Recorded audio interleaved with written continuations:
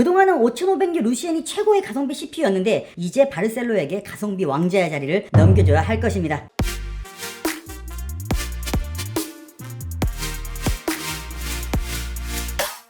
안녕하세요, 한대표입니다. 여러분 반갑습니다. 오늘은 어떤 시간이냐면요, 국내 최초 AMD 바르셀로 5625U 노트북을 소개시켜드리는 시간입니다. 오늘 소개시켜드리는 바르셀로 5625U CPU가 4세대 루시엔 5500U와 같은 등급의 CPU예요. 즉 2022년 AMD의 주력 모델이라는 거죠. 아직 국내 유튜브 영상에서 5625U 모델을 내돈내산으로 리뷰한 영상이 없다 보니 역시 노트북은 한대표 채널이 원탑이 아닌가. 그런데 이번에 CPU 넘버링 왜 이러죠? 발음이 진짜 어려워요. 5625라고 해도 어렵고 5625라고 해도 어렵고, 그냥 전세대처럼 5500, 5700 이런 식으로 6500, 6700 이렇게 나오면 좋을 텐데, 아무튼 정말 가격이 착하게 나왔어요. 이전 세대 5500U와 비교했을 때 한 10% 정도밖에 비싸지 않습니다. 결과적으로 오늘 성능 테스트에서 루시엔 5500U보다 10% 이상 좋은 성능을 낸다면, 그동안은 5500U 루시엔이 최고의 가성비 CPU였는데 이제 바르셀로에게 가성비 왕자의 자리를 넘겨줘야 할 것입니다. 본격적으로 오늘 노트북에 대해 소개를 하기 전에 재밌는 이야기를 하나 해드릴게요. AMD 2세대 CPU를 피카소라고 부르고요, 3세대를 루누아르라고 합니다. 4세대부터 두 개로 나눠지는데요, 바로 루시엔과 세잔이죠. 이 다음에 나온 5세대가 오늘 소개시켜드리는 바르셀로와 렘브란트인데요, 그런데 광고를 보시면 바르셀로를 4세대라고 해요. 엄청 헷갈리죠? 그럼 4세대가 루시엔, 세잔, 바르셀로 이렇게 3개인가요? 바르셀로랑 렘브란트가 이번에 나왔으니까 이번에 나온 게 5세대 아닌가요? 가뜩이나 이름도 많은데 더 헷갈려요. 아무튼 지금은 그냥 세대를 안 붙이고 바르셀로라고 부르도록 하겠습니다. 그럼 본격적으로 오늘의 주인공을 소개시켜드리도록 하겠습니다. 모델명은 HP15S EQ3021AU이고요 여러분들이 좋아하시는 15.6인치의 CPU는 AMD Ryzen 5 바르셀로 5625U입니다. 처음 소개시켜드리는 CPU인 만큼 평소보다 조금 디테일하게 설명을 해드리면요, 6코어 12스레드로 루시엔 5500U, 세잔 5600U와 동일하고요, 기본 클럭은 2.3GHz로 세잔 5600U와 동일합니다. 최대 부스트 클럭은 4.3GHz로 5600U의 4.2, 5500U의 4GHz보다 살짝 높고요, L2 캐시는 3메가로 전 세대와 동일하고요, L3 캐시는 16메가로 5600U와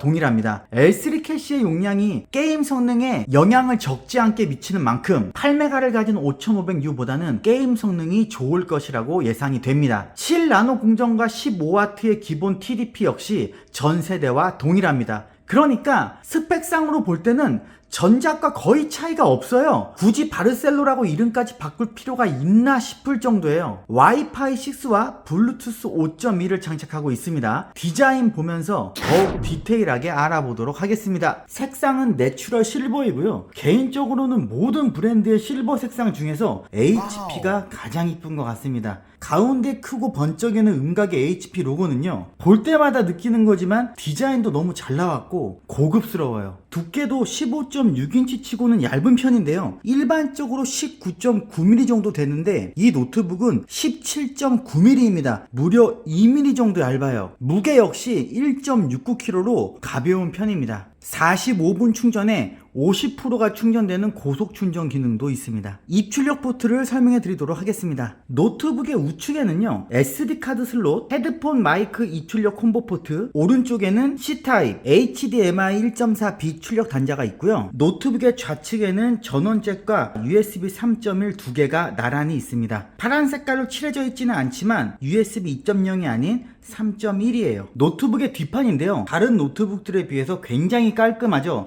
그 이유가 바로 나사 때문입니다. 나사가 육안으로 보실 때는 여기 하나, 여기 하나 이렇게 두 개밖에 안 보이시죠? 사실 더 있어요. 이 위쪽에 그리고 요 아래쪽에 두 개의 고무가 보이시죠? 이게 밀림 방지 고무인데 이 고무를 뜯어내시면 이 안에 나사가 더 있습니다. 그래서 이 노트북은 합판을 분해하려면 저 고무를 뜯어내시고 저 안에 나사까지 풀으시고 그 다음 뜯어내셔야 되기 때문에 굉장히 합판 분해가 어려운 쪽에 속합니다. 그래서 고무를 뜯어내시다가 고무가 끊어질 수도 있고 또 늘어날 수도 있기 때문에 때문에 전문 장비 없이 합판을 분해하는 것을 그렇게 추천드리지 않는 그런 노트북입니다. 그리고 지금 보시면 보통 뒤쪽 양 옆에 스피커가 보여야 돼요. 그런데 이 노트북은 이렇게 봤을 때 스피커가 보이지 않죠. 즉 뒤쪽에 스피커가 없는 노트북입니다. 전면에 있을 거예요. 그렇기 때문에 다른 노트북들보다 좋은 소리를 낼 겁니다. 그 이유는 뒷면에 스피커가 있으면 소리가 바닥을 한번 치고 올라오기 때문에 조금 탁해요. 그런데 전면에 있으면 바닥을 칠 일이 없기 때문에 깔끔한 소리가 들리거든요. 이따가 테스트로 들려드리도록 하겠습니다. 합판을 분해했습니다. 광고 스펙에는 저 배터리가 몇 와트시인지 표시가 안 돼 있었는데요. 여기 적혀있네요. 41와트시에요. 41와트시면 많다고 볼 수 있는 거예요. 일반적으로 저가형 15인치가 30와트시대의 배터리가 들어가 있는데 41와트시면 보통 혹은 다른 노트북들보다 조금 많이 들어있다라고 표현을 할 수 있고요. 재밌는 건 이 부분 보시면 지금 빈 공간이 있죠. 이 공간이 2.5인치 하드나 SSD를 달 수 있는 공간인데요. 사실 이 모델은 달 수 없어요. 그러니까 하드 브라켓을 제공해주지 않습니다. 이 노트북은 하드를 추가로 달 수 없는 노트북이에요. 그런데 이렇게 공간이 좀 있네요. 그리고 장점은 이렇게 램 슬롯이 2개예요. 8기가 2개를 넣어서 16기가로 여러분들한테 제공을 해드릴 거고요. 이 부분을 보시면 이게 M.2인데 기본 HP 256기가 M.2가 들어가 있는데요. 저는 이걸 제거하고 마이크론 500기가로 여러분들한테 업그레이드해서 제공해드리도록 하겠습니다. 속도도 마이크론이 더 빠릅니다. 쿨러는 중앙에 이렇게 하나가 있고요. 히트 파이프도 이렇게 두껍게 한 줄이 있네요. 이거는 루시엔과 동일합니다. 쿨러 하나에 히트 파이프 한 개가요. 노트북을 열었고요. 제가 타건을 해볼게요.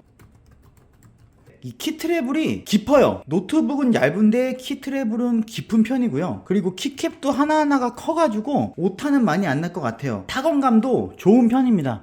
그리고 좀 하나 실망인 건 스티커가 다음 세대라고 해가지고 다른 디자인의 스티커가 붙어있을 줄 알았는데 루시엔이랑 똑같네요. 루시엔인지 바르셀로인지는 겉으로 봐서는 전혀 차이가 없습니다. 이 트랙패드가 가로로 다른 노트북들보다 조금 더 긴 편이고요. 그리고 이 내부의 재질은 겉에랑은 또 좀 다르네요. 뭔가 좀 세로로 무늬가 있어가지고 조금 더 고급스러운 것 같습니다. 은색인데 펄이 들어간 그런 느낌이에요. 네, 나쁘지 않아요. 그리고 역시나 이 위쪽을 보시면 이렇게 구멍이 쭉 한 줄로 뚫려 있는 게 보이시죠? 이게 스피커입니다. 이거 너무 장점이에요. 좋은 소리를 분명히 들려줄 거예요. 전원키가 따로 빠져나와 있어가지고 실수로 전원키를 누를 일은 없기 때문에 이거 장점이고요. 숫자 키패드의 0키라든가 엔터키 그리고 플러스키 등등이 크죠? 큼직큼직한 거 역시 장점입니다. 디스플레이 쪽을 설명드리도록 하겠습니다. 일단 장점은요, 이 베젤 쪽이 플라스틱이긴 한데 싸구려 플라스틱 느낌이 아닌 스틸 같은 느낌을 줬어요. 그렇기 때문에 좀 단가는 절약하면서 고급스러워 보이는 이 양옆에 베젤 역시 매우 얇은 편이에요. 웹캠이 달려 있고요. 디스플레이 스펙을 말씀드리면 FHD, 풀 HD의 IPS 패널의 안티 글레어입니다. 250니트의 밝기를 갖고 있고요. 178 국민 시야각을 갖고 있어요. 디스플레이 자체는 굉장히 노멀합니다. 자, 그럼 본격적으로 테스트에 들어가 보도록 하겠습니다. 테스트 환경을 말씀드리도록 하겠습니다. 램은 8기가 램 2개를 꽂아서 16기가 램으로 테스트를 했고요. OS는 윈도우 10 프로를 사용했습니다. 자, 그럼 본격적으로 테스트를 진행해 보도록 하겠습니다. 11인치 R23으로 CPU 테스트를 진행했는데요. 멀티코어 점수가 6044점이 나왔어요. 이게 아주 의외의 점수인데 비교를 해드리면요, AMD 5500U가 보통 이 멀티코어 점수가요 6600에서 6700점 정도 나옵니다. 적게 나와도 6500대예요. 그러니까 멀티코어 점수가 더 나중에 나온 바르셀로가 점수가 낮게 나온 거예요. 아주 의외의 결과죠. 제가 몇 번씩 테스트를 해봤는데요, 절대로 6100점을 넘지 않더라고요. 즉 멀티코어 점수는 진짜로 더 낮습니다. 그런데 여기 싱글코어를 보시면 1290점이 나왔죠. 이건 5500U보다 높아요.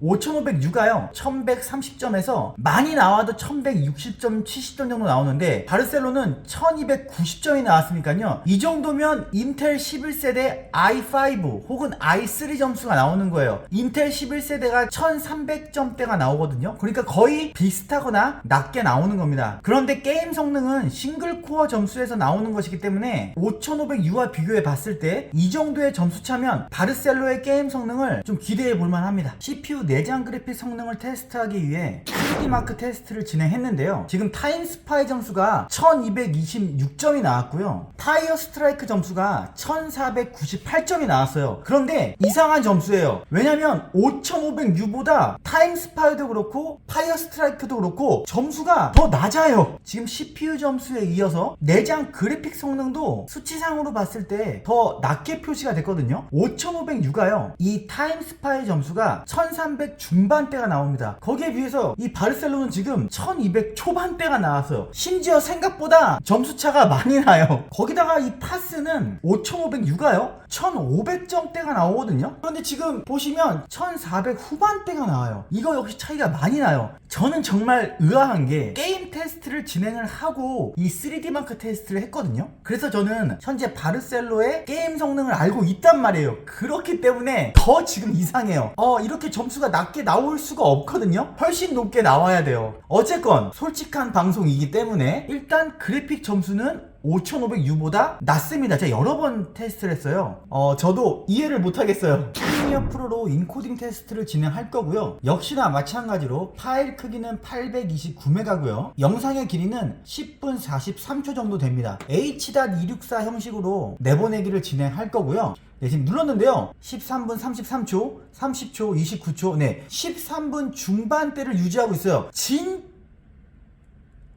빠른 속도예요. 비교를 해서 말씀드리도록 하겠습니다. 5500U가요 같은 파일을 같은 형식으로 내보내기를 했을 때 아주 빠르면 16분 중반대, 느리면 20분 정도 걸리거든요. 그런데 바르셀로는 13분 중반대란 말이에요. 무려 3분에서 7분가량 빨라졌어요. 정말 신기하죠? CPU 멀티코어 점수도 더 낮고 그래픽 점수도 더 낮은데 인코딩 속도는 겁나 빨라요. 5500U와 비교가 안 될 정도로 빠릅니다. 바르셀로가 테스트를 할수록 물음표만 남아요. 어쨌거나 결론은 프리미어 작업을 하시는 분들에게는 이 바르셀로가 가성비로는 현재 최고의 선택이 되실 것 같습니다. 오버워치를 플레이했습니다. 지금 그래픽 옵션이요, 풀 HD 60 주사율에 그래픽 품질은 높음으로 설정을 했습니다. 왜냐면 5500U도 이 높음으로 놨을 때 원활하게 구동이 됐기 때문에 똑같이 높음으로 놓고 바로 테스트를 진행해 보도록 하겠습니다. 네, 지금 게임 바로 들어갔는데요. 와, 프레임 잘 나와요. 5500U로 비교해서 말씀드리면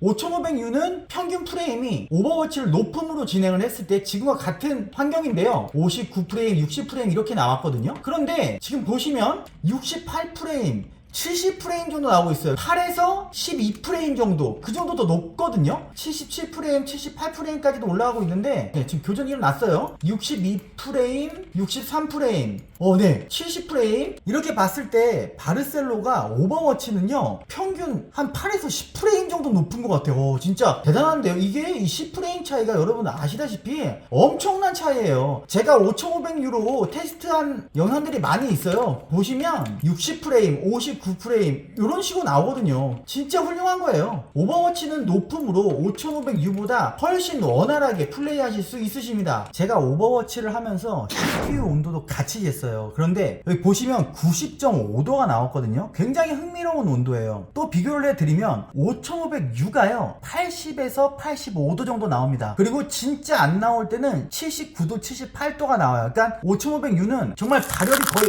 없다시피 한 거예요. 그리고 인텔 11세대가요 92도에서 높게 나오면 98도 정도까지 나와요. 그런데 지금 이 바르셀로는 제가 여러 번 쟀는데요 한 87도에서 91도 왔다 갔다 합니다. 그러니까 5500U와 인텔의 사이예요. 발열이 매우 높은 것도 아니고 그렇다고 낮은 것도 아니에요. 보통보다 조금 높은 그런 느낌이에요. 인텔에 비교했을 때는 발열이 낮고 5500U에 비교했을 때는 발열이 높은 거죠. 근데 루시엔이 확실하게 발열은 왜 이렇게 낮지 싶을 정도로 낮긴 했어요. 그러니까 진짜 루시엔이 발열은 잘 잡았어요. 디아블로2 레저렉션이고요. 그래픽 설정을 보시면 워낙 고사양이기 때문에 일단 다 낮음으로 해놨습니다. FHD, FHD의 낮음입니다. 자, 이렇게 했을 때 바로 필드로 가볼게요. 5500U를 말씀드리면 5500U는 29프레임에서 31프레임 정도 나왔어요. 그런데 지금 보시면 36프레임, 지금 몹들이 많은데 39프레임, 37프레임 정도 나오고 있어요. 다시 말씀드리지만 5500U가 29프레임에서 30프레임 나왔습니다. 나왔습니다. 지금 32프레임, 33프레임, 5500U보다 약 5프레임 정도 더 나오는 거거든요. 이 5625U가 5500U와 같은 단계의 CPU예요. 그런데 확실히 바르셀로가 루시엔보다 게임 성능이 많이 좋아요. 29프레임을 주로 유지했던 루시엔하고는 확실히 차이가 많이 나네요. 그리고 게임도 루시엔보다 훨씬 부드럽게 플레이를 할 수 있었어요. 롤을 플레이했습니다. 당연히 프로브로 돌아갈 거지만 혹시라도 바르셀로는 롤이 안 될까봐 한번 해봤습니다. 옵션 다 매우 높음 최고로 올리고요. 풀 HD로 진행을 할 겁니다.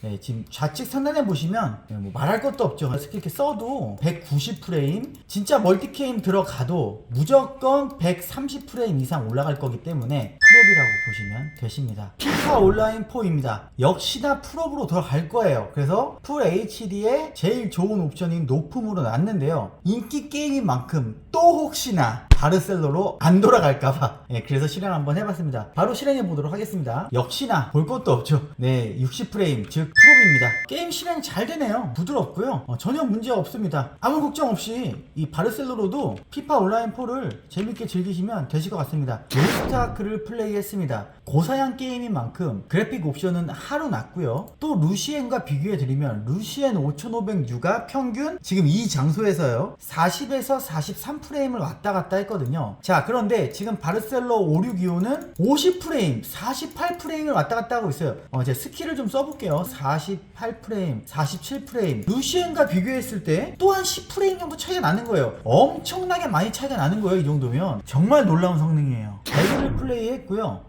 옵션을 보시면 매우 낮음입니다. 높은 사양의 게이밍이만큼 매우 낮음으로 했고요. 렌더링 크기는 대신에 70이 아니고 90까지 끌어올렸습니다. 과연 몇 프레임이 나올지 이번에도 루시엔과 비교해서 설명해 드리도록 하겠습니다. 게임을 시작했습니다. 지금 프레임이 32프레임, 40프레임 이제 이렇게 나오고 있는데 이것도 신기한 결과네요. 5500U 루시엔으로 말씀을 드리면 이 프레임이 47에서 48프레임 왔다 갔다 하거든요. 그런데 지금 바르셀로 5625는 보시면 40프레임, 30프레임대로도 좀 내려가고 게임이 살짝 많이 부드럽지는 않아요. 그러니까 한마디로 5500U보다 성능이 안 나옵니다. 이 배그가. 제가 봤을 때는 이 바르셀로가 나온 지 얼마 안 돼가지고 그래픽 드라이버가 아직 완벽하지 않은 것 같아요. 추후 어떠한 드라이버 업데이트나 패치를 통해서 개선이 되긴 할 텐데요. 어쨌거나 저는 현 상황만 말씀을 드리면 30프레임대 후반이 나오고 있어요. 그러니까 유일하게 제가 테스트한 인기 게임들 중에 배그가 5500U 루시엔보다 프레임이 안 나오고 있습니다. 배그는 루시엔이 더 프레임이 잘 나옵니다. 지금부터 사운드 테스트를 진행할 텐데요. 오늘 소개시켜드리는 노트북이 일반 노트북들보다 사운드가 너무 훌륭해요. 많은 분들이 막상 노트북을 받으셔가지고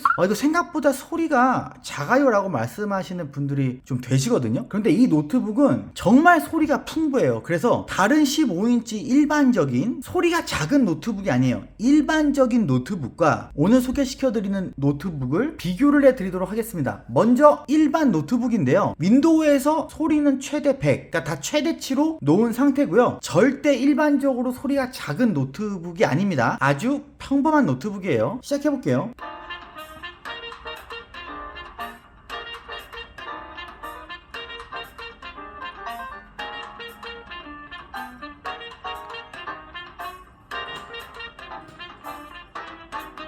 네, 들어보셨죠? 이번에는 오늘 소개시켜드리는 노트북을 들려드리도록 하겠습니다.